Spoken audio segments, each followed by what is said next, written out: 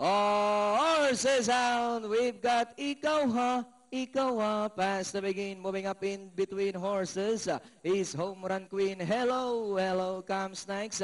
Secret of the West is down in 4, then comes Sweet Lorky. Then next on line, Worth the Wait, Donnery inside Miss Magic Land. And moving up now is Star Quality. And going along for the first turn, we have Hello by about 5 lengths.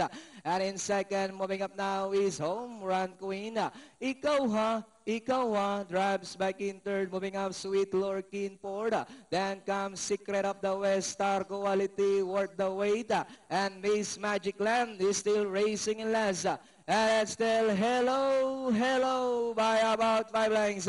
And in second, moving up Ikaw Ha, alongside moving up Home Run Queen. Together with number 6, Star Quality. Home Run Queen now takes the lead by about 2 lengths. Hello, drives back in second, moving up Sweet Lorky in between horses alongside Ikaw Ha, as they come down at the last 150. We have Home Run Queen by about 2 lengths. Sweet Lorky now moving up to take second, but it's still Home Run Queen by about 3 lengths now over Sweet Lorky.